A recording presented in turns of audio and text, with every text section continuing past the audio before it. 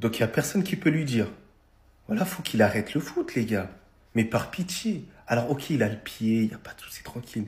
Mais la condition physique, mais elle est pitoyable, elle est nulle. Quand il y en a certains qui m'ont dit il est épais, j'arrivais pas à quantifier, vous voyez dans ma tête, comme il était épais. D'habitude, je m'attaque même pas au physique. Mais là, vraiment, voilà, c'est trop, frère. On sent que Luis Suarez, voilà, dans sa vie, il est bien, les gars. Il mange très, très bien. Il n'a pas de soucis dans sa tête. Il est très, très bien. Mais sur le terrain, ça suit pas. Son niveau, là, aujourd'hui, il était nul. Claqué, zéro. Je pense qu'à ce niveau-là, il a la même vitesse, je vous jure, que Per Mertesacker à l'ancienne. Vous vous rappelez, les gars? 32 de vitesse. La barre, elle était rouge de ouf. Je vous jure, ses genoux, ils servent plus à rien. Les gars, je vous jure qu'il vit au crochet de Lionel Messi. Parlons français un tout petit peu. Mais le problème, c'est qu'il handicape même Lionel Messi dans son jeu au final. En plus, les gars, le pire, c'est qu'il joue plus avec ses qualités, les gars. D'habitude, il mord les joueurs. Voilà, là, il mord plus les joueurs. C'est une dinguerie. Donc, ça veut dire, Luis Suarez, voilà, prends ta retraite, frère. Ça suffit. Ça suffit, frère. Merci pour tout. T'as été l'un des meilleurs attaquants de l'histoire. On respectera à chaque fois. Même si t'es un putain de raciste aussi. Voilà. D'ailleurs, va te faire foutre pour ça. Et bref, on va reconnaître qu'en termes de talent, et va te faire foutre aussi sur la balle que t'as sauvée sur la ligne contre le Ghana. Ça, je l'oublierai jamais de toute ma vie, frérot. On va pas se mentir comme... va te faire foutre aussi sur ce que t'as fait aussi sur Evra. Les insultes racistes, pas mal de choses aussi, voilà. Là, il fallait que je me lâche, en fait, sur pas mal de détails au sujet de lui aussi. Mais en termes de talent, en termes footballistiques, on va pas se mentir que il a jamais été plus fort que Samuel Eto'o. Il a jamais été plus fort que R9. Vous êtes des fous, quoi. La tête doit, les gars, respecter un tout petit peu. En mode là, je viens de regarder un putain de match à 2h du mat. Déjà, il a commencé en retard parce qu'ils vont les starlets, tous là, pour qu'ils savent même pas jouer au foot. Je vais me coucher à 4h, je dois me lever à 7h, un dimanche. Pourquoi j'ai fait ça? Pourquoi j'ai écouté la voix dans ma tête, moi? C'est quoi ce match, frère? C'est ça votre Coupe du Monde des clubs? C'est ça votre Coupe du Monde des clubs? C'est quoi ce match? Ils me font les galactiques, là. T'es moi, ils me font les galactiques. Eh, Luis Suarez, attaquant gauche, putain, les gars, on a mal vieilli. Ah, c'est trop ce match, c'est quoi ça? C'est quoi ça? Il y a que les 5 dernières minutes, vas-y. Donc toujours dans des matchs de merde comme ça, les gardiens, c'est des héros. Moi, j'ai demandé juste un but. Je me couche à 4h, je me lève à 7h, je te demande juste un but. Un but. Gros frère, tes mains, ils me font les galactiques. Ils me font les galactiques, l'Inter Miami. Vas-y, arrêtez, rangez-vous, frère. Vous avez rien à jouer de la saison. Là, toute l'Europe est pour regarder, vous vous chiez dessus. C'est trop, encore vous méritez de perdre le match. Mais en face, ils savent même pas faire des 3 contre 2, frère. Ah, c'est trop. C'était n'importe quoi ce match. Les trous d'air de l'Inter Miami, les occasions ratées de l'équipe en face. Eh, c'est trop. C'est quoi ça? Après les gars, moi pour ceux qui connaissent un peu le football, tout a changé à ce moment-là. Là. Quand Achour il est sorti. Parce que ceux qui ont regardé la CAN, les 3 matchs de l'Égypte, ils savent que Achour c'est quelqu'un.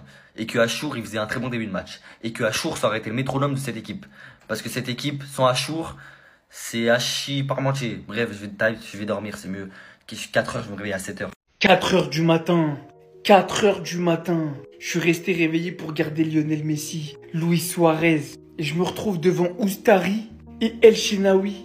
T'es-tu fou? J'ai allumé ma télé pour voir 7 hommes illuminer ma soirée. 4 joueurs du Barça à l'Inter Miami. Plus un coach ancien joueur du Barça. Bien sûr que c'est l'équipe que je supporte. Derrière, je vois El Shenaoui qui sort une frappe à la 95e de Lionel Messi. Je le vois faire une parade de malade mental. Et alors lui, mais MDR, allez juste voir l'action où il fait cet arrêt. MDR, j'ai pas vu ça depuis l'arrêt de Neuer sur le pétard de CR7. De toute façon, c'est simple. 6 arrêts, un penalty arrêté. Non, vous rêvez pas. 6 arrêts, un penalty arrêté. Et cette action, vous avez vu le score du match? C'est 0-0. Expliquez-moi, elle est passée où? Non, en vrai. De toute façon, il a été élu homme du match. Et il l'aurait clairement pas volé. C'était les 2 MVP aujourd'hui. J'aurais jamais cru penser dire ça un jour. Mais merci à ces gardiens, qui étaient les meilleurs joueurs du match. Ah, choc, on va s'amuser pendant cette Coupe du Monde des clubs. D'ailleurs, les gars, si vous voulez qu'on la suive ensemble, je vais réacter à tous les matchs sur une application jaune que vous connaissez bien. Le lien est dans la bio. Ben Baker avec 3 U. Déjà, l'image résume Miami. Regardez, tout le monde a attrapé sa tête. Parce que ce but-là, ce tir-là, venait tout droit d'une autre planète. En résumé, ce match nous a donné beaucoup d'émotions, beaucoup de sensations. Tout le monde se demande ça sera quoi pour les autres matchs.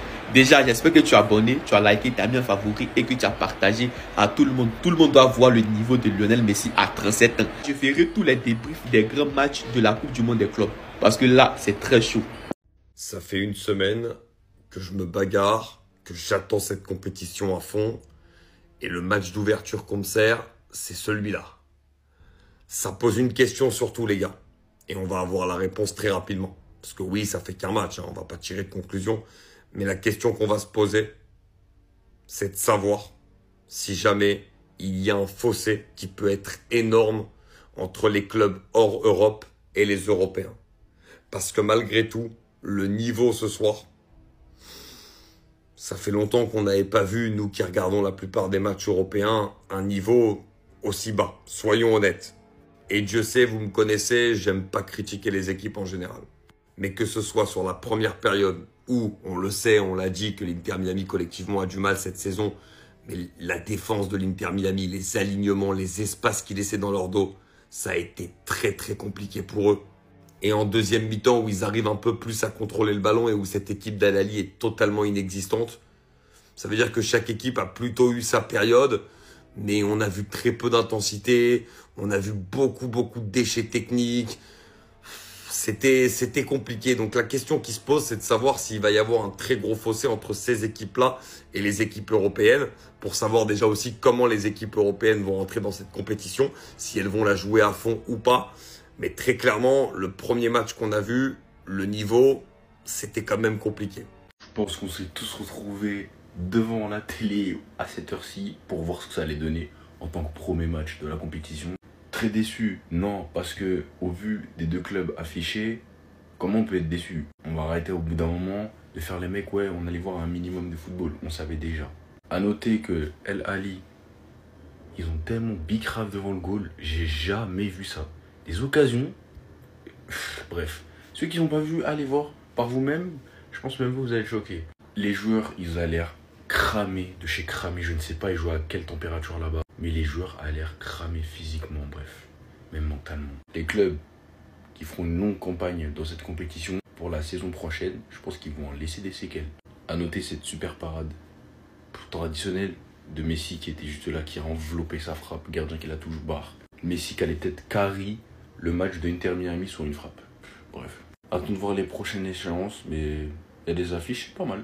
Franchement, la première mi-temps de l'Inter Miami, c'est catastrophique. S'il vous plaît, ne vous faites pas d'illusions. C'est pas parce que vous voyez Busquets, Messi, Suarez dans une équipe que forcément vous pensez au Barça 2015. Rien à voir. La première mi-temps, j'ai rarement vu ça chez des professionnels. La défense était une catastrophe. Remercier Oustari parce que sur la première mi-temps, si c'est une autre équipe, il y a 3 voire 4-0. Mention spéciale à lui parce que c'est lui qui leur permet de rester dans le match avec cette parade sur le penalty. Derrière, en seconde mi-temps, les rôles s'inversent. L'Inter Miami domine, se crée des occasions, mais il tombe également sur un mur. Al-Shenawi aussi qui fait une grosse deuxième mi-temps. Clairement, c'était la bataille des gardiens aujourd'hui. Pensez pas à me sortir le nom de Messi. Mettez de la lumière sur les gardiens qui se sont illustrés. Même si Messi, ça a été l'élément le plus dangereux du côté de l'Inter Miami. Parce que c'est Messi, voilà. Mais il faut se le dire. Ces deux équipes-là n'ont pas du tout le niveau. Si tu prends un Porto, un City, un Dortmund, on va même pas aller loin. Je vous dis la vérité, hein.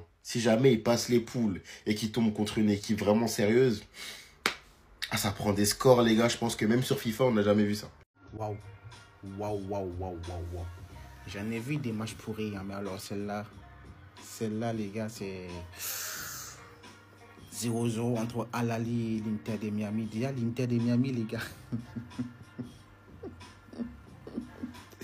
Qu'est-ce qu'ils foutent là? Non, mais ils foutent quoi là, les gars, l'Inter de Miami? Sincèrement, je vous jure, il y a des joueurs dans cette équipe-là. Vous mettez moi à leur place, ou l'un de vous. Personnellement, je ne vois pas la différence. Je ne verrai pas la différence, les gars. C'est incroyable d'être aussi nul. C'est une dinguerie, les gars. Ah! Après, on va pas se mentir, les deux gardiens ont fait des arrêts incroyables. Mais dans le jeu, les gars, ça rentre. Des simples contrôles, ça n'arrivait pas. Des simples pas, ça n'arrivait pas. Conjurer des balles, ça n'arrivait pas. Dernière action là, à Lali, là. Wesh, ils sont 4 contre 2. Ils n'ont même pas tiré. Ils n'ont même pas tiré.